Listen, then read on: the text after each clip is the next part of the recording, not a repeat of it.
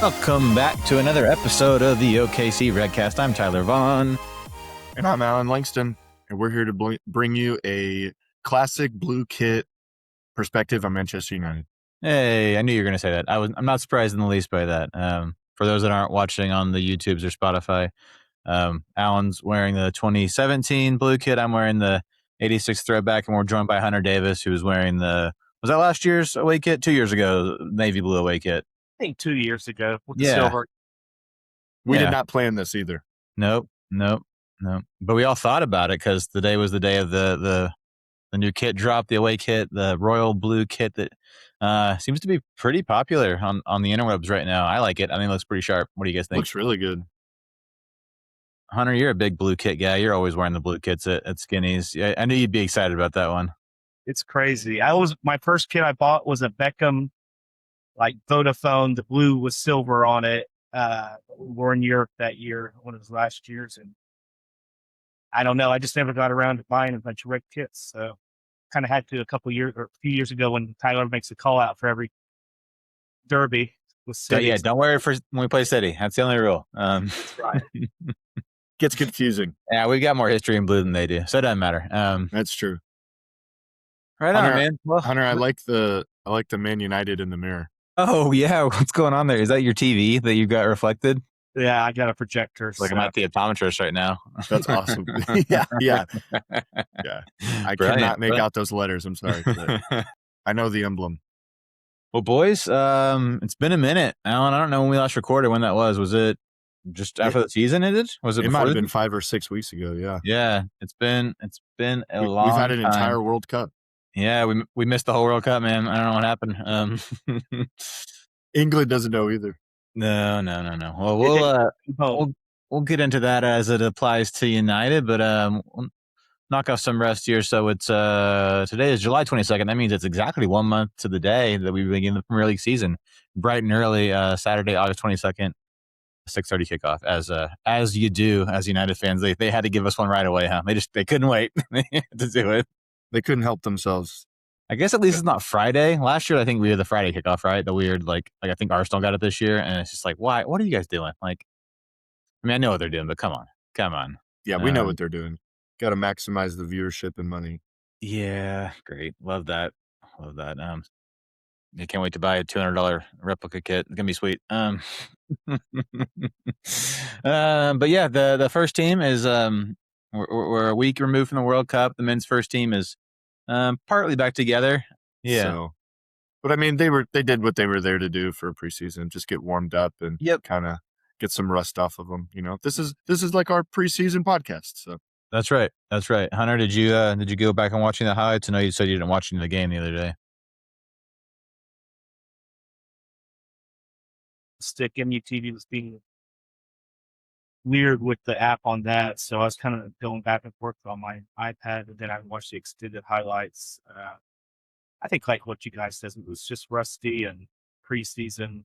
Hopefully, as the World Cup guys that I don't know how many went, but get integrated back into the squad, we can start doing a little bit better in preseason when we play the better opposition coming forward. Yeah, I mean, those guys hadn't knocked the ball around in 6 weeks. Been a minute for all those guys. So as long as there are no injuries, I'm okay with it. We get to see Andre Santos make his debut, the £50 million transfer from Chelsea. I thought looked pretty good. I mean, I think he turned the ball over once pretty early. That almost led to a goal, but his positioning was good. He looked pretty up for it. You could tell he was trying to, not look bad in his debut. But yeah, I thought it was fine. Like Alan said, that the kids kind of brought a different energy to it. I thought Dan Gore looked really nice. Harry Mouse was getting stuck in. Got to see a little Shea Lacey out there. Yeah, I mean, no JJ Gabriel, which is kind of disappointing, but I guess he's back with the team now, so he'll probably play in the next game on Friday, which will be fun to see because I know a lot of people are expecting big things, which we'll see. He's only 15, so yeah. We'll find out more. May have to taper the expectations a bit, but yeah, I think he does look promising. I think we should just do that in general with preseason and not get if we lose again to Rosenborg on Friday.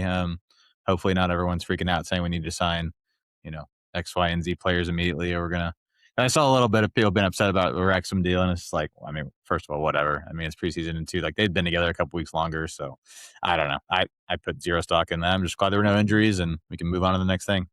And they had a game under their belt. Yeah, So they had the ability to kind of get some of that preseason they're more match fit, off, if you will. Yeah, yeah, yeah. But yeah, hopefully they're a little better. A little more prepared and look a little bit more threatening, if you will, for this next for Rosenborg. Rosenborg playing in Norway on Friday.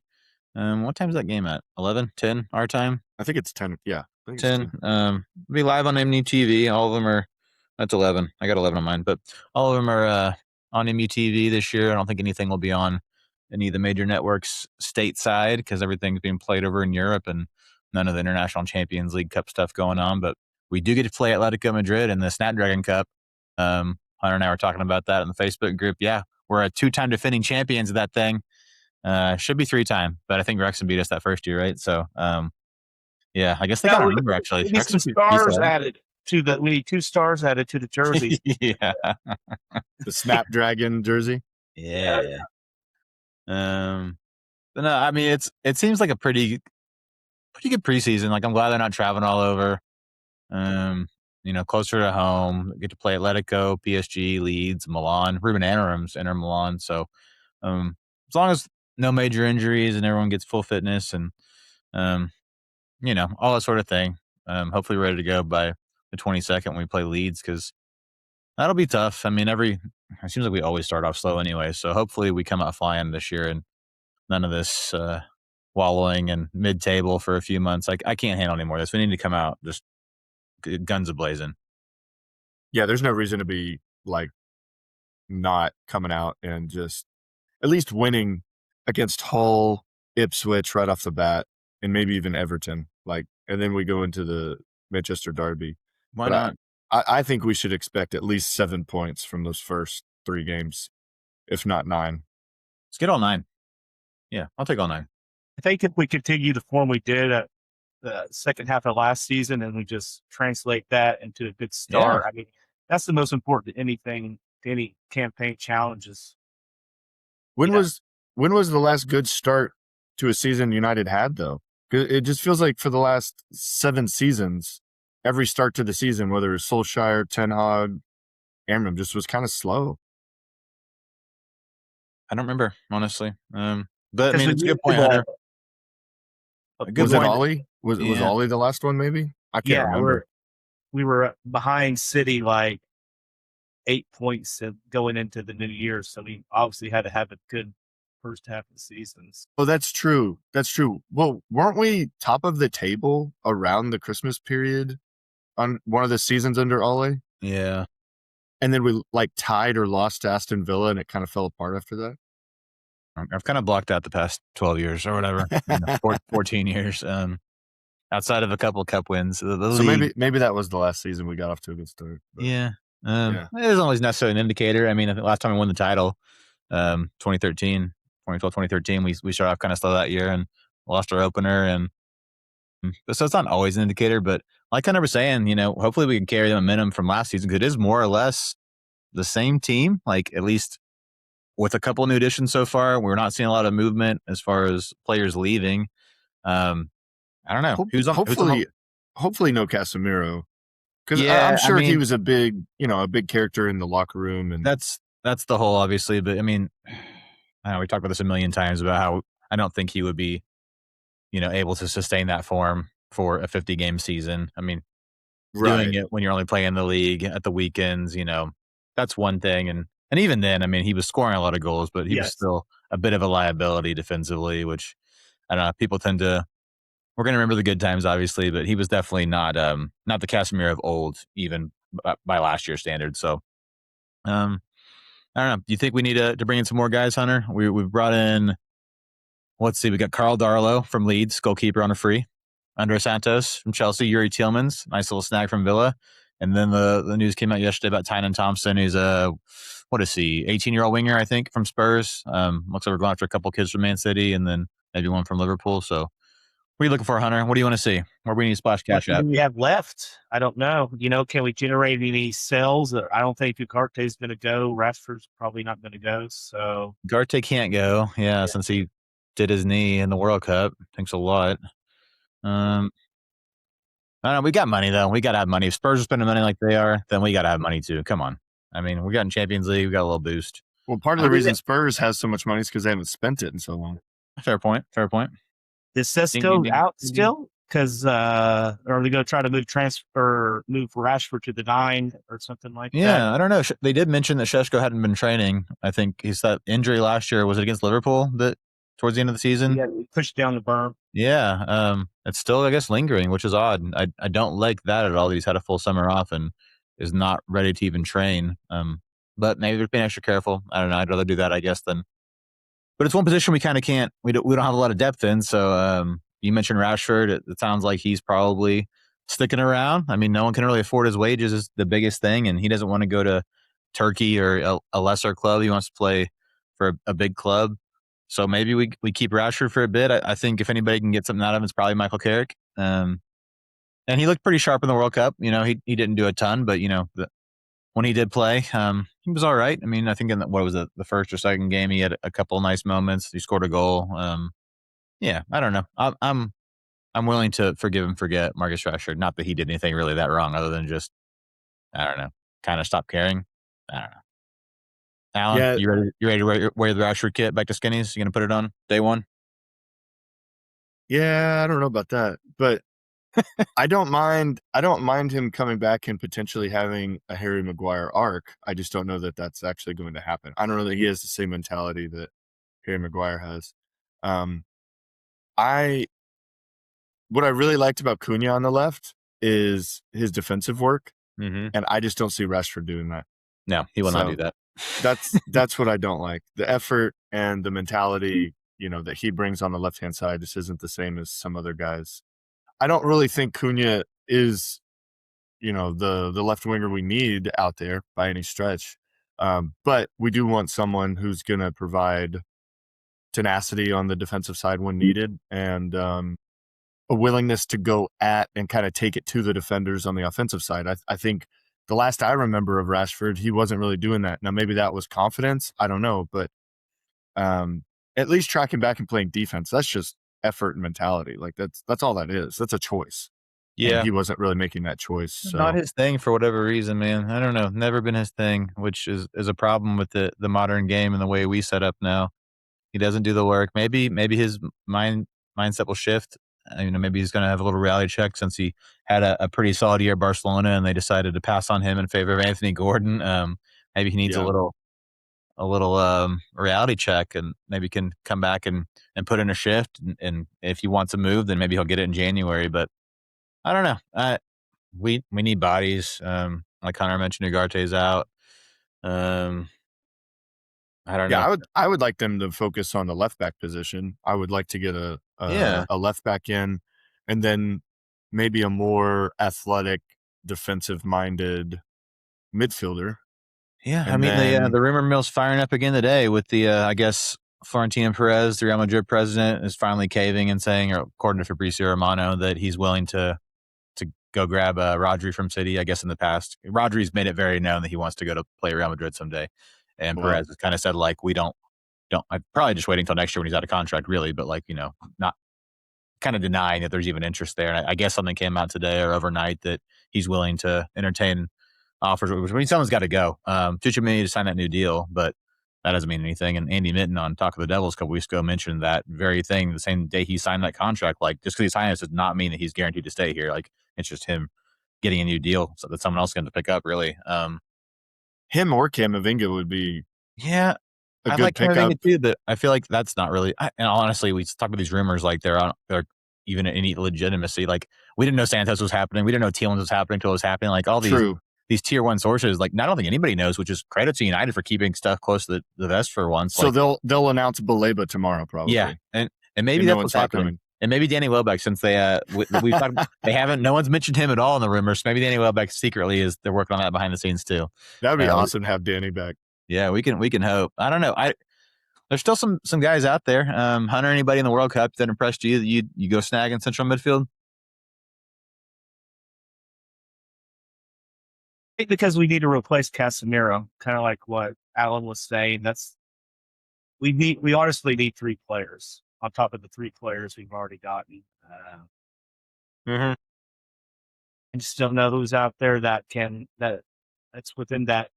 They're kind of sneaking these deals in that $50 to $60 million range, which is not typical of us. We're not overpaying. Yeah.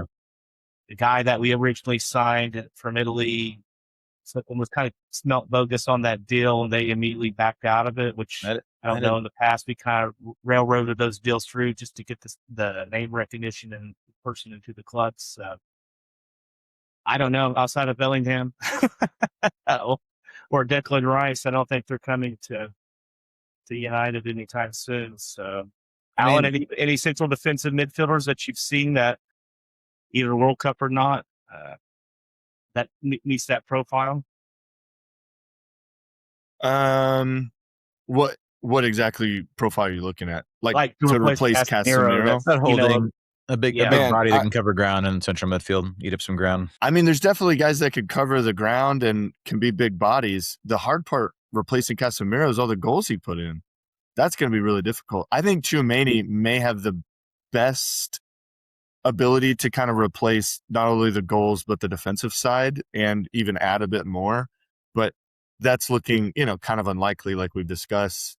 So I thought Kone looked really good for France whenever he would come in for Camavinga or Tchouaméni. The worry with him, now granted, he played quite a bit last year, but he has had some injuries randomly pop up certain seasons.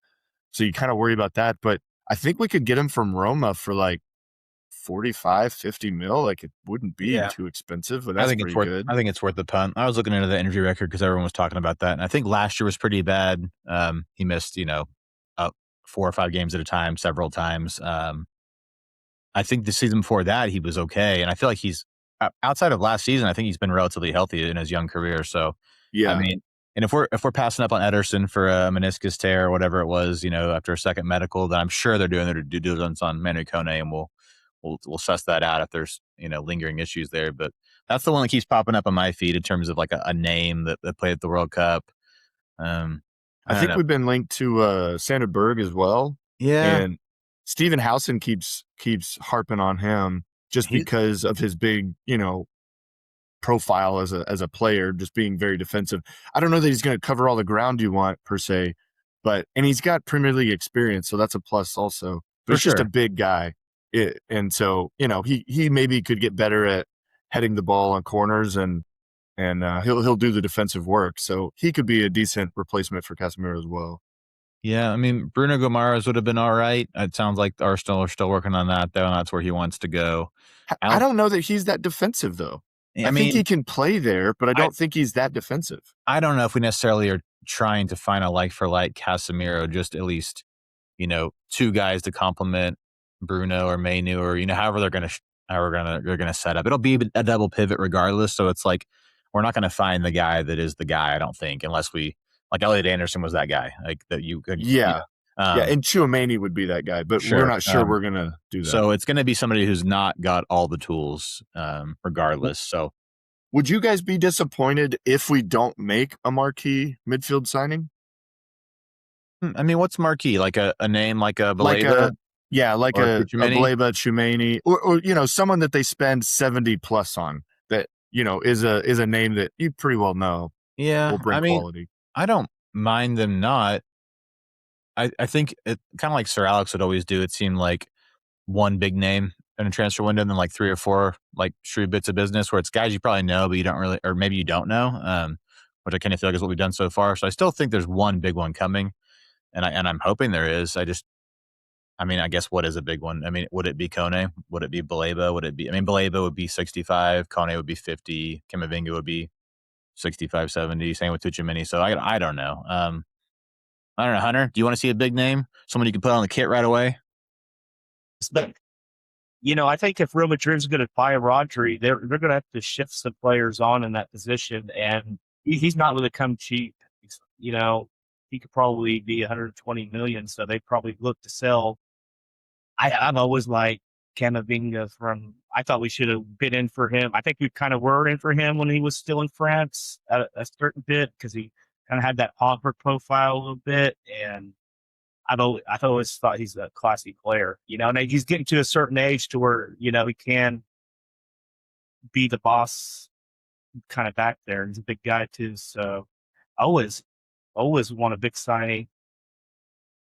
I think I'm actually okay with not having a big signing. I mean, Kone would be kind of a big signing, but I'm okay with them just building a department of midfielders because you just kind of need bodies, you know what I mean, to get through the season we're about to have of maybe 55, 60 plus games.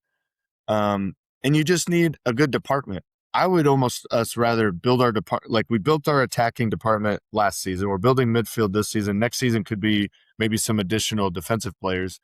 But then after that, once you have like the squad filled out, then you start making some of the bigger names. Yeah, when it's the right fit, you're not chasing guys all summer. Yeah, trying, throwing money at a problem. yeah, and once and we may come second or third again this season, and people will be disappointed, sure, a little bit, but at least we're consistent. We haven't gone back-to-back Champions League spots in 6 seasons. Yeah, bing, bing, bing. Yep. So it would just be nice to be consistent, challenge for some other cup trophies, still stay in the top 4. And I think you need good, solid squad players, not necessarily with big names, to do that. Yeah. I mean, we're coming off a very, I don't say very good, but a very a promising season with a lot of momentum towards the end. And we're not losing a ton from that. I do worry how the enhanced schedule will affect this team.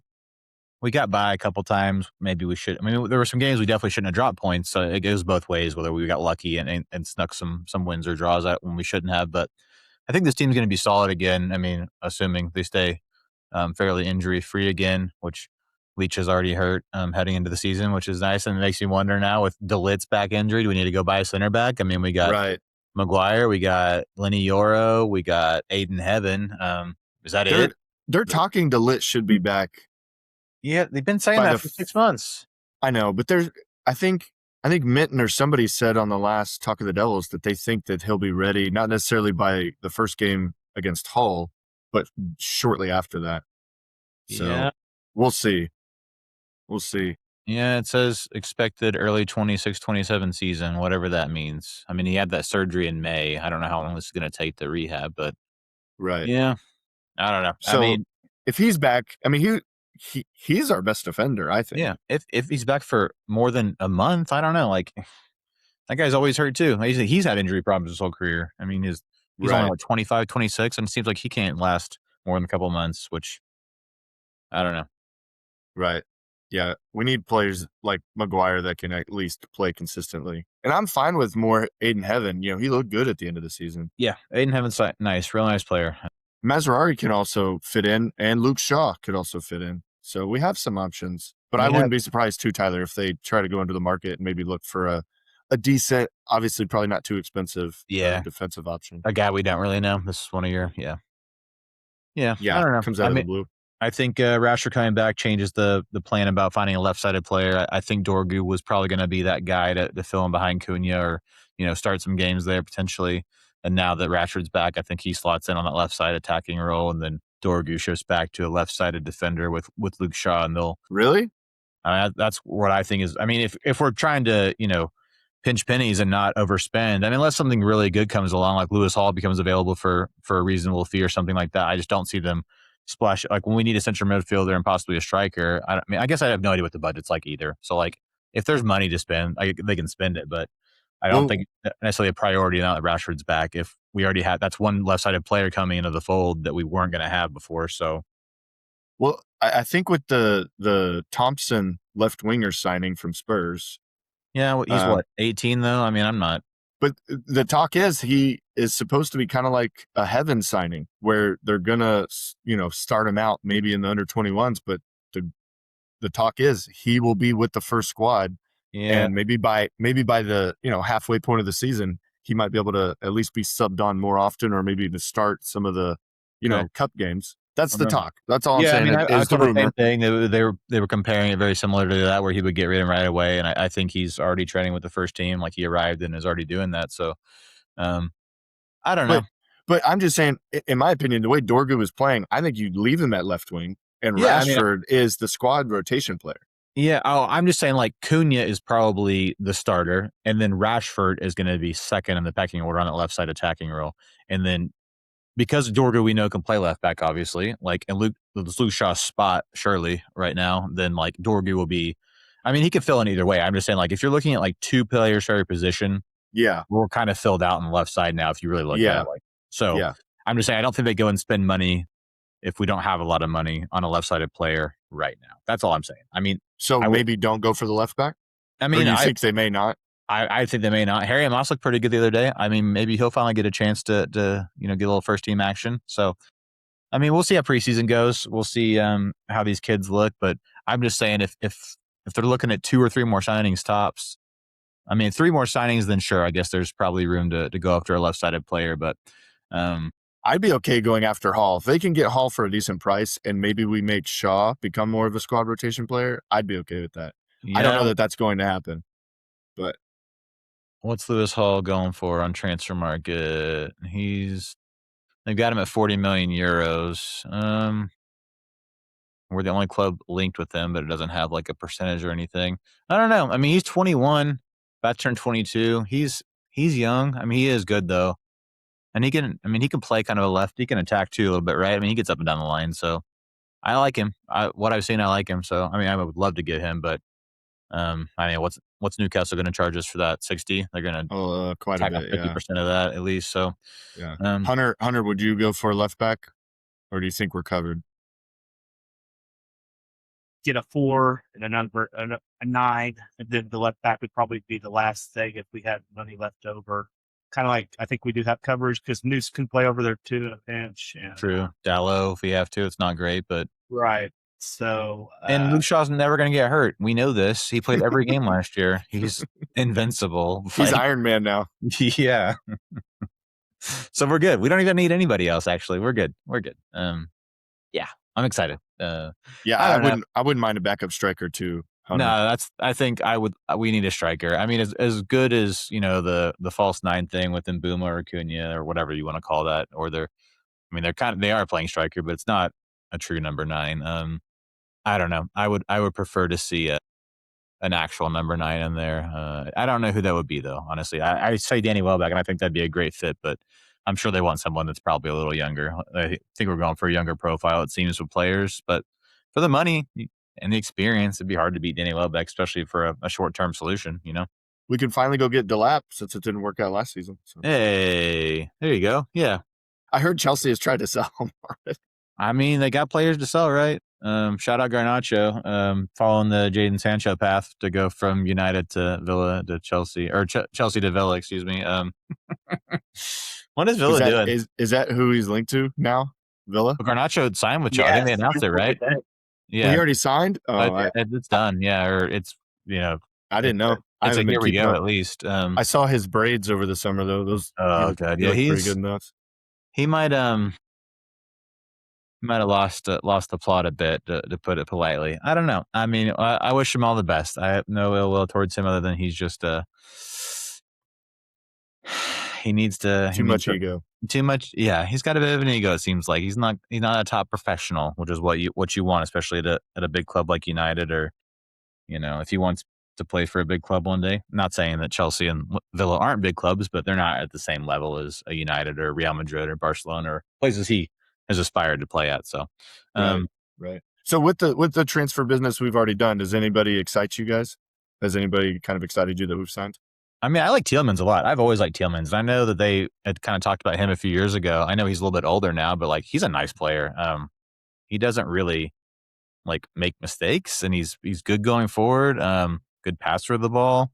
Getting him for what, 35 million? That's a steal, honestly. I don't know whoever put that in that release clause in his contract at Villa, but does he play? Where is he? Is it going to be Manu, Tielemans, Bruno? I mean, who? It could be. It could be. Kind of shifted. I'll be interested to see how they kind of line that one up. It definitely could be that lineup though, Hunter. He's not necessarily. I mean, he's more of a central midfielder. I At the think 8, not. right? Yeah, not necessarily a 10 and not a 6. Like, yeah, I guess an 8 would be fine. Like, I mean, if he just kind of he's going to progress the ball forward. He can shoot from distance. I think he scored against us a couple times. Yeah, I like him. Yeah. Alan, what are you thinking? Who are you liking so far? I thought Tielemans was great. I was harping a little bit on Tielemans in the transfer thread maybe like 4 years ago. I think whenever Aston Villa signed him and Leicester went down, I think that's when I was like, we should probably go after Tielemans because that'd be a good signing, and I don't think it'd be too expensive. And so, yeah, that really surprised me, and I was really excited for that. And I think against teams that like to sit in, aren't going to come out very much. They're going to, sit on the back foot more, if you will. I think Tielemans with Bruno out there is going to be great because then you can hit the, whoever's sitting in and trying to be super defensive in their own box. You can hit them from different angles, and it's not just on Bruno. Yep. Anybody jump out at you, Hunter? Tielemans, kind of like what you said. I thought we were initially in for him. But prior to that, for the Villa, like 6 years ago, even that he was a little bit younger than what he is now. So I don't know. Is it Santos? I think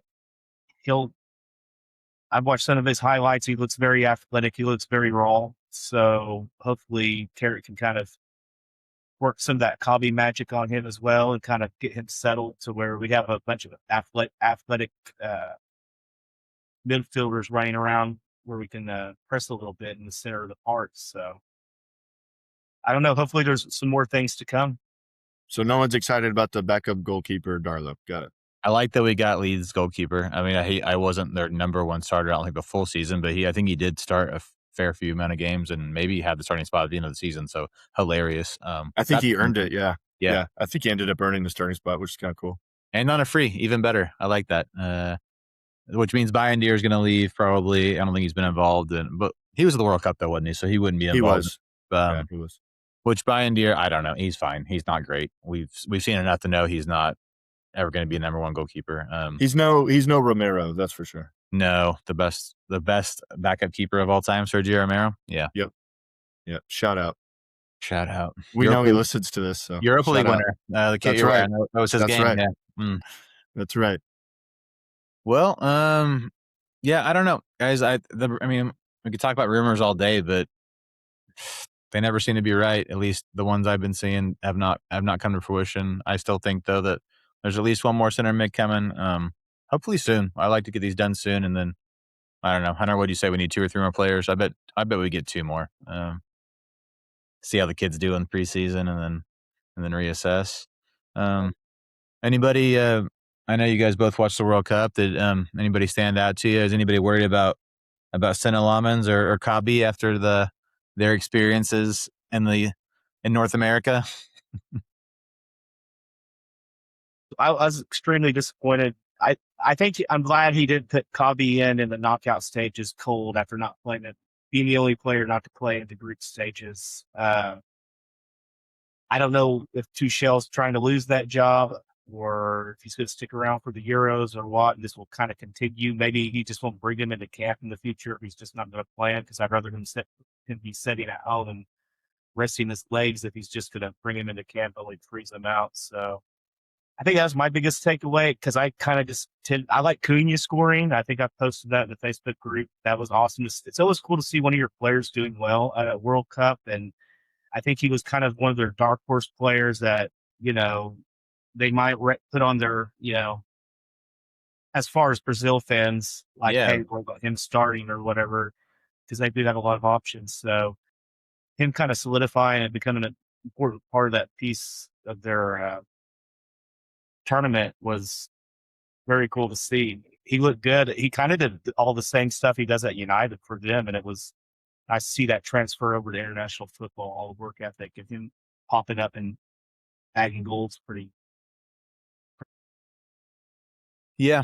I think Kabi will be all right. I mean, he was left out in the wilderness by Amorim, so I think if he can handle probably another disappointing spell on the sidelines with another mid manager in Thomas Tuchel. He'll be all right. He'll be okay. I'm glad he told him to go to hell in the third place game or whatever and act like he was hurt. Or I mean, I hope he's not really hurt. I don't think he is. I'm sure he was probably just like, I'm not going to be a part of this, which means I bet he's never going to call it again by Thomas Tuchel, which, I mean, so be it. United's got a long history of players being slighted by English managers. So, I might just kind of put a little. I think it was to England's detriment, especially in that last game where they couldn't get any possession and Harry Kane was basically playing as an 8 and none of them could. Kobbie's main skill is beating that first press with his center of gravity and his way to pick out players and difficult passes. And, Tuchel was playing Morgan Rogers to me, which seems kind of like a winger almost, or either left or right sided midfielder in central mid. And their shape was just entirely decimated by, Argentina's work rate. So I think Kobbie, he's also a big game player too. He always pops up in big games. I mean, his coming out party was in a big game. So I really think it's to his detriment because you do want to see a guy because I think in the tournament before, him and Bellingham, to me, Rice and Bellingham looked like the next 10 years of England's midfield to me. That eye test was very appealing. So I don't know where the disconnect was. So there always seems to be some kind of disconnect with these England managers and our players. Well, I think it was hard to an extent for Tuchel to try and decide, do I play Anderson or do I play Rice? Because they're kind of like the same player. Elliot Anderson is almost like Rice 2.0. So he just decided to play both of them. But I think there was definitely games and definitely times that Kobbie should have been subbed on, especially over Henderson, which I thought that was a joke to bring him on. Even to have him in the squad, I was like, really? You're bringing Jordan Henderson? Okay. Anyway, I thought they definitely should have brought on Kobbie just to bring some calmness, even against Argentina. He's calm on the ball. Yeah, keep the ball. Keep the ball. He will keep the ball. He usually makes good decisions, and he will carry you out of bad situations. And instead, they sat back and got what they basically were asking for, which is to get beat by them because they decided to go, 30 minutes too soon defensive and let them just, put all the crosses they could ever want into the box. So Kobbie would have been able to try and get them out of those situations and dribble up the field a little bit, or at least pass it up the field. And he decided against that. So I'm okay with that. I'm disappointed. I wanted to see Kobbie play for him. But I'm okay because that means he's probably not injured. He's probably fresh. He's still got a lot of touches and trainings and stuff like that throughout the summer. So he should be good to go start, in about a month, the start of the season. Absolutely. I do want to shout out Mazraoui. I thought he played pretty well for Morocco. I thought he was all over the place. He had some really good defensive performances for him. So I was pretty happy to see how well Mazraoui. I thought you saw some of his shortcomings against some of the teams, but in general, I thought he played really well. Yeah, he had a nice tournament. Big part of the reason why they went as far as they did. I mean, Lisandro Martinez was named in the team of the tournament today. He was immense the whole time. A little controversial with the English fans, I suppose, but that doesn't affect me at all. Cunha, like Hunter mentioned, had a nice little World Cup, a little bit of I think he earned a lot of new fans this World Cup. He wasn't, like you were saying, the guy that they were getting printed on the back of their jerseys necessarily, but I think that we'll see more and more Cunha 9s in Brazil's colors going forward. Ahmad looked pretty good, and his few, that's right. Yeah, Ahmad did look good. They get knocked out in the first knockout. They advance one more. I don't know, but he had a good little run. Yeah, I think it was the round of 16. I think it was the round of 16 that he got knocked out. Yeah, Bruno and Portugal kind of a mess, right? I don't think Dalot even played much at all. Bruno didn't do anything. That Portugal team was a mess, though, and I mean, I think Martinez, we all know why. My word, that guy made that team a mess. Yeah, I mean, in my opinion, golden generations. I don't know. I mean, like Belgium wasted a golden. I don't get the appeal of the guy personally. Same. I'm in the exact same boat, Hunter. I didn't even like him when he was managing Everton. Like, I just didn't think he did that great of a job.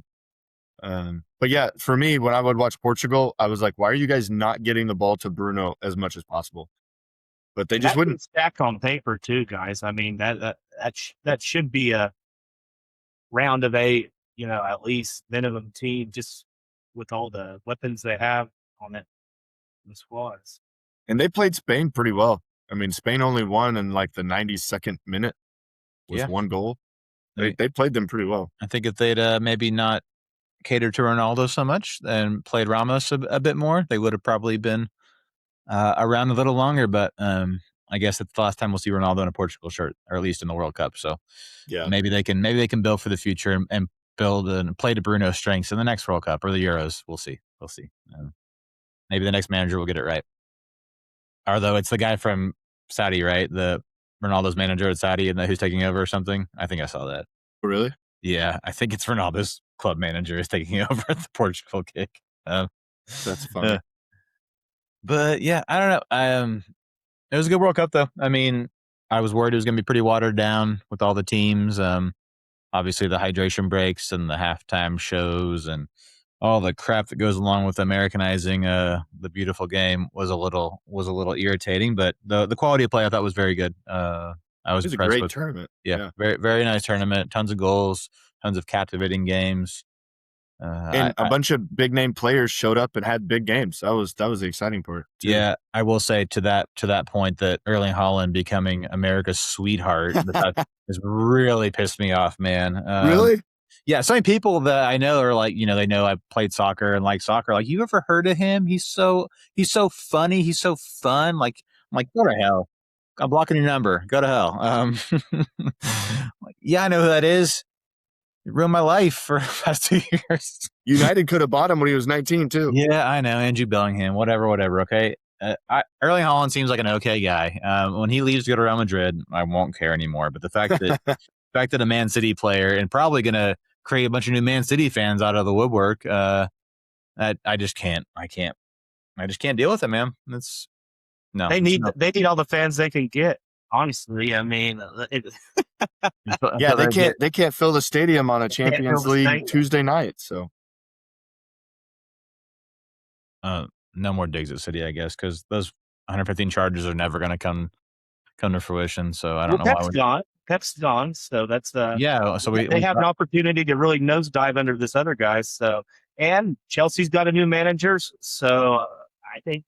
This is United's time. New managers, it is. So we're going to win the league. Potential for nosedives of big clubs. I hope they get a little bit of Manchester United. Last 10 years, last 15, or I guess we're in the blue kit. Yeah, we can go far in Europe in that thing. It's our year. I think you're right, Hunter. They haven't released. Have they released a third kit?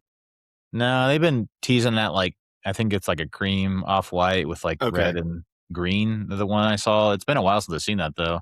There was a white one or a cream one with like blue trim and piping, but I don't think that was real. So I don't know. I mean, I'm sure we'll see it soon. I'm sure it'll be a little different. It won't be a traditional look, which is fine. I just can't wait till they put Microsoft Copilot on the back of all of the kits all the time. That's going to be great. I do not like that look. I think it looks it's terrible. Dumb. It's terrible. It's so dumb.